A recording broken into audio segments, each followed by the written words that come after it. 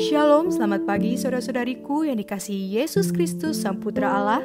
Kita bertemu lagi dalam Renungan Pagi yang dibawakan oleh Pendeta Trison Ginting dengan tema khas Bersama Allah di Waktu Fajar. Semoga firman Allah bersama Anda sepanjang hari. Selamat pagi saudaraku, kita bersama kembali dalam renungan kita pada pagi hari ini, Rabu 23 Maret 2022 dengan judul Umatnya adalah bagiannya. Ayatnya di dalam Ulangan 32 ayat 9 dan 10. Tetapi bagian Tuhan ialah umatnya. Yakub ialah milik yang ditetapkan baginya.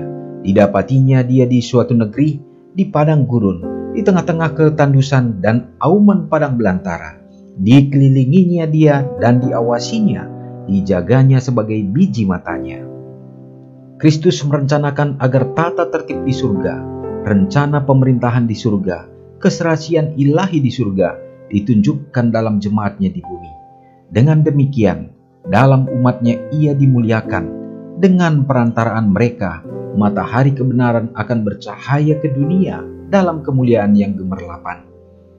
Kristus telah memberikan kepada jemaatnya perlengkapan yang memadai, agar ia menerima kemuliaan yang melimpah ruah dari miliknya yang telah ditebus dan dibelinya. Ia telah mengaruniakan kepada umatnya kesanggupan dan berkat agar mereka dapat menunjukkan kecukupannya sendiri. Jemaat yang dianugerahi kebenaran Kristus merupakan tempat penyimpanannya, yang dalamnya kekayaan kemurahannya, rahmatnya, dan kasihnya harus kelihatan dalam pertunjukan terakhir yang sempurna itu. Kristus memandang pada umatnya dalam kesucian dan kesempurnaan mereka sebagai pahala kerendahannya dan penambah kemuliaannya. Kristus, pusat agung yang daripadanya bersinar segala kemuliaan. Tujuan yang ingin dicapai Allah melalui umatnya saat ini adalah sama dengan yang ingin dia capai melalui Israel. Dengan melihat kebaikan, belas kasihan, keadilan, dan kasih Allah yang dinyatakan di gereja, dunia memiliki pernyataan karakternya. Dan ketika hukum Allah dicontohkan dalam kehidupan, bahkan dunia akan mengakui keunggulan orang-orang yang mencintainya, taat kepadanya, serta melayani Allah lebih dari setiap orang di bumi. Allah menjaga setiap umatnya. Dia memiliki rencananya untuk setiap orang. Adalah tujuannya agar mereka yang mempraktikkan ajarannya yang suci akan menjadi orang-orang yang terhormat.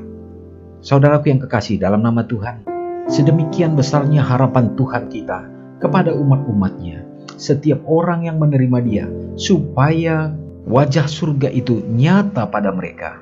Dan terhadap orang-orang yang selalu hidup di dalam penyerahan, maka proses penyucian itu pasti akan terjadi dalam kehidupannya. Demikianlah Tuhan akan selalu menuntun dan menyertai sampai umat-umatnya akan mencerminkan tabiat Allah yang sempurna.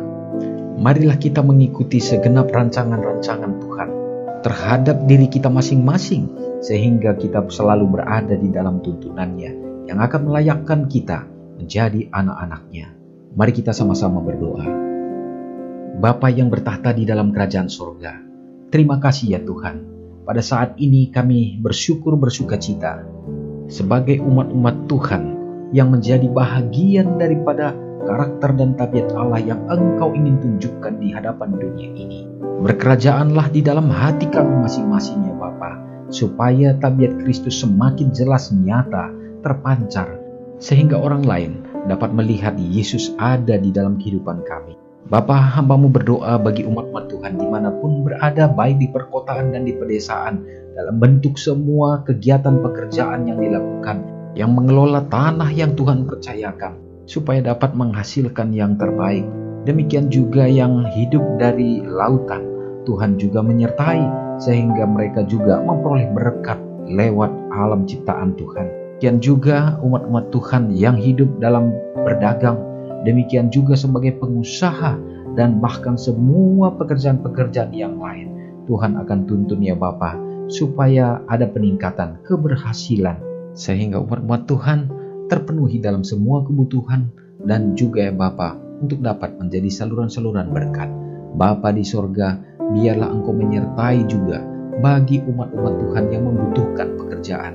Tunjukkanlah pekerjaan yang terbaik yang akan membuat mereka berbahagia dan bersuka cita di dalam Engkau saja. Di saat ini teringat akan saudara kami yang berada dalam keadaan sakit ya Tuhan. Memberkati mereka juga, menumpangkan kuasa penyembuhan yang datangnya dari surga, sehingga mereka pulih kembali dan dapat bersuka cita berkumpul dengan keluarga. Dan tentunya tak lupa bagi umat-umat-Mu yang bersuka cita merayakan berkat-berkat Tuhan di dalam hidup mereka untuk menemukan hari ulang tahun. Karuniakanlah kesehatan dan panjang umur, serta iman mereka dikuatkan dan dipertambahkan semakin setia dalam menantikan Tuhan. Semoga berkat-berkat yang sama menjadi bahagian kami semua. Terima kasih ya Bapa, mohon ampun dosa kami, karena doa ini hamba-Mu layangkan di dalam nama Yesus yang sudah menyelamatkan kami. Amin. Selamat pagi, Tuhan Yesus memberkati. Ingatlah Matius 5 ayat 13-16. Biarlah kamu menjadi garam yang mengasinkan dan terang yang menyinari kehidupan orang lain. Jangan lupa subscribe, like, dan share ke seluruh dunia.